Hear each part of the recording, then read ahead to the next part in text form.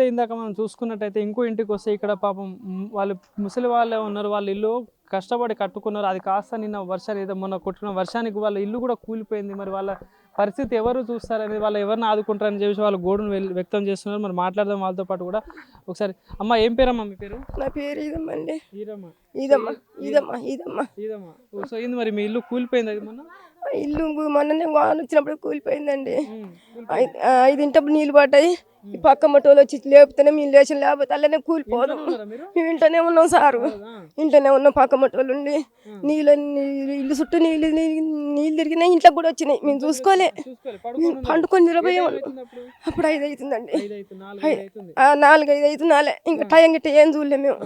ఎప్పుడు కాక నీళ్ళు వచ్చినాయి. అబ్బాయి చెప్పిండు, గబ్బ గబ్బ బయటికి వెళ్ళినాం. ఇక ఏం తీసుకోవాలి, అలా నుంచి ఏమి తీసుకోలేదు. కట్టెక్కినాం. ఇక ఆ గోడ చీసి రోడ్డు ఉంది, ఆ కట్టెక్కినాం. ఇది మునిగి ఇగో ఈ సరిగా వచ్చిందండి. ఇక ఈ సరిగా వచ్చినాయి. ఇక అంత మాత్రం మేము సీసీ రోడ్డు ఎక్కినాం. గుబిల్లని కూలింది. ఇక కూలింది. ఇక మాకు భయం.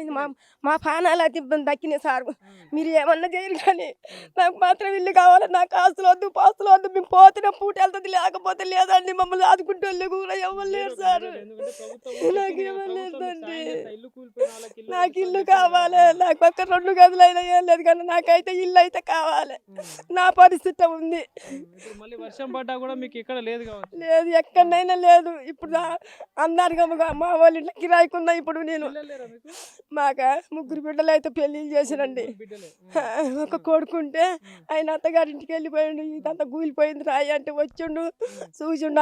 ఆ కొడుకు కూడా నన్ను పట్టించుకునే పరిస్థితులే లేడండి. నాకైతే ఇల్లు అయితే కావాలండి. నేను పోతేనే పుట్టెళ్తుంది, లేకపోతే లేదు. మాకు మమ్మల్ని ఆదుకుంటూ లేరు సారు. నాకైతే ప్రభుత్వం చెప్పింది కదా, అయితే ఇల్లు కూలిపోయిన వాళ్ళకి ఇల్లు కట్టిస్తామని చెప్పేసి హామీ అయితే ఇచ్చింది. సో తాత మీ పేరేం తాత? నేను సముద్రంలో నిలబడిపోయినా. నాకైతే ఇల్లు కావాలి. నాకు ఆస్తులు వద్దు, పాస్తులు వద్దు, నాకు ఏది వద్దు. నాకైతే ఇల్లు అయితే కావాలయ్యా. నాకు ఇల్లు అయితే కావాలయ్యా. కూర్చొని చినుకులు జోగలు బాగా పాడుతున్నాయి. చినుకులు పాడుతుంటే తెల్లారుజాము నిద్ర పట్టింది. ఆ మంచం మీద అడ్డమరినా. అడ్డమరి తెలక నీళ్ళు ఇంట్లోకి వచ్చింది కూడా నేను చూడలేదు. గొయ్యి బాబు వచ్చి పిల్లగాడు సమాన్ వచ్చి మామ వెంకటయ్యమ్మ అని లేదు తెలక లేదు చూస్తాక నీళ్ళనే ఉన్నాను. అప్పుడు బయటకు వచ్చినాక అర్ధగంటకే గుబ్బేని కూలి ఇంకో దూలం విరిగింది. ఇది మంచం మీద పడి ఆ మంచాలు విరిగినాయి. ఆ బీరువా పోయింది. ఇంట్లో సామాన్లు కొట్టుకుపోయినాయి, ఒలలు పోయినాయి. ఇప్పుడు ప్రభుత్వం అయితే ప్రకటించి ఇల్లు కూలిపోయిన వాళ్ళకైతే ఇల్లు కట్టిస్తామని చెప్పేసి 5 లక్షల సాయం కూడా చేస్తా అన్నారు. సో మీరు ఎలాంటి ఆధైర్యపడకండి, ఎందుకంటే ప్రభుత్వం ఒకటి కట్టిస్తే చాలు మీకు.